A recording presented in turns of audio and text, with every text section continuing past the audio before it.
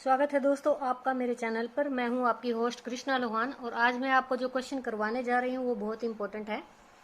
साथ में इससे रिलेटेड वीडियो जो है मैं इसके उद्देश्य और इसकी विशेषताएं मैं करवा चुकी हूं। तो जैसे कि आप देख रहे हैं यहाँ पे BA सेकेंड ईयर जहाज के पंछी नाटक के नामकरण की समीक्षा, यहाँ पे ये क्वेश्चन मैं आपको करवा रही हूँ। ये हिंदी साहित्य का है। तो इस क्वेश्चन में आपको नामकरण पर चर्चा करनी है, किस वजह से इसका जो नाम है जहाज का पंछी रखा गया है। तो जैसे कि आप देख रहे हैं, जहाज का पंछी श्री ईलाचंद्र जोशी का प्रमुख उपन्यास है, यानी मेन फेमस जो माना जाता है।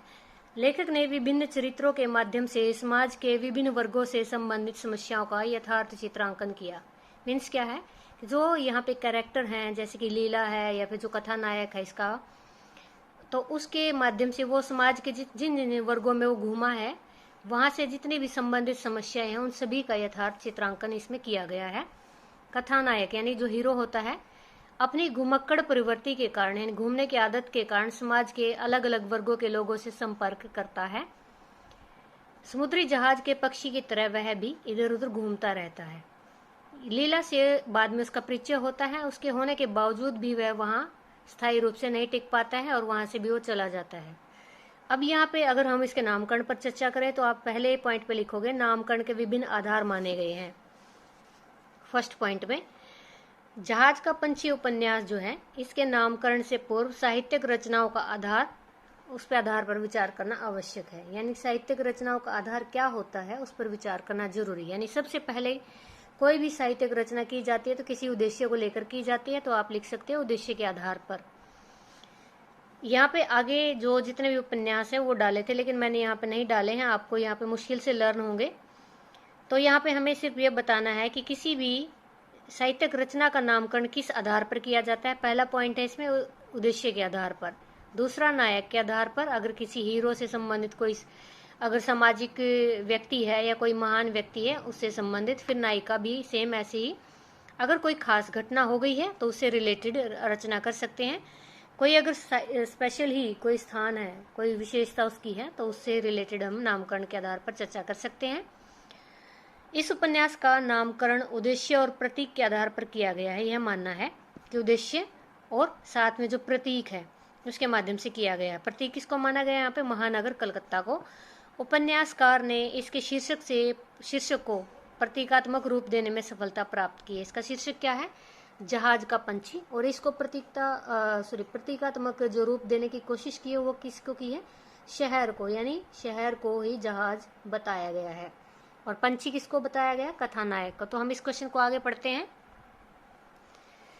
अब दूसरा पॉइंट इसमें आप लिखेंगे नामकरण पर चर्चा। वो तो नामकरण का आधार था, अब यह है नामकरण पर चर्चा। इस उपन्यास का नाम पाठक को सूरदास की पंक्तियों की याद दिलाता है, यानी पढ़ने वाले को।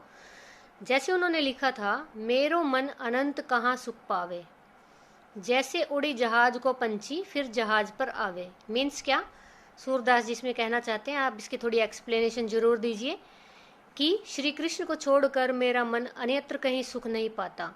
जैसे जहाज का पंछी उड़कर भी वापस जहाज पर ही आता है, वैसे ही मेरा मन भी चारों ओर भटक कर संसार की यात्रा करके, किसी तरह से आप इसकी एक्सप्लेनेशन बढ़ाइए, वापस कहाँ आता है? श्री कृष्ण के चरणों में लौट आता है। और यदि इस उपन्यास को गहराई से देखा जाए तो कथानायक जो हीरो है महानगर की गंदगी ही देखना चाहता था, यानी किस तरह की वहाँ पे कुरीतियाँ विषमताएं फैली हुई है, बुराइयाँ, वरना वह किसी एक जगह पर भी टिक कर काम कर सकता था। वह महानगर की कुरीति और विषमताओं को देखने निकल पड़ता है, जहां उसने लीला को भी छोड़ दिया, यानी लीला के घर पर भी वो नहीं टिकता है। अतः समाज में व्याप्त अनेक विषमताओं, घोर विकृतियों, विकट परिस्थितियों का आश्रय ही जहाज है। जहाज मीन्स कलकत्ता। और उनसे जूझने वाला कथानायक कौन है? पंछी, यानी पंछी को कथानायक कहा गया है। इस प्रकार जहाज का पंछी नामकरण प्रतीकात्मक पद्धति पर आधारित है। प्रतीकात्मक मतलब कैसे? अभी दोबारा फिर बता देती हूँ। प्रतीक तो जो था, जहाज किसको कहा गया है? कलकत्ता को। और पंछी किसको कहा गया? कथानायक को। नेक्स्ट पढ़ते हैं। उपन्यास के मूल उद्देश्य से संबंधित नामकरण, इसमें 3 से 4 पॉइंट है। निश्चय ही इस उपन्यास का नामकरण जहाज का पंछी कथानायक के जीवन की प्रमुख प्रवृत्तियां और विशेषताओं के आधार पर ही किया गया है। आरंभ में पता लगता है कि कथानायक बेकार है, यानी कोई काम नहीं है उसके पास, और वह काम की तलाश में महानगर जाता है। वहां वह जीवन में कटु अनुभव प्राप्त करता है, यानी इसको कड़वे अनुभव होते हैं, वहां पर अच्छा व्यवहार नहीं होता उसके साथ, उसके जीवन में अनेक घटनाएं घटती रहती है। ये था मूल उद्देश्य। अब कथा और कथ्य संबंध नामकरण है इसका फोर्थ पॉइंट और लास्ट पॉइंट है। उपन्यासकार कलकत्ता महानगर को भारत के महानगरों का प्रतीक मानकर चलता है कि भी महानगर होंगे भारत के बड़े बड़े, बहुत सारा वहां रोजगार मिल सकता है। ऐसे महानगरों के यथार्थ से वह पाठकों को अवगत कराना चाहता है कि इनकी वास्तविकता क्या होती है। लीला से परिचय होने से पूर्व उसका जीवन अस्त व्यस्त था। विभिन्न प्रकार की परिस्थितियों का सामना करते करते वह चिंतनशील हो जाता है, यानी थिंकर बन जाता है, और समाज में भेदभाव सहकर वह उसका जगह का त्याग कर देता है और वापिस उस जगह से भी निकल जाता है। निष्कर्ष में आप लिखेंगे, इस प्रकार यह उपन्यास प्रतीकात्मक होने के साथ साथ जिज्ञासावर्धक, आकर्षक भी है।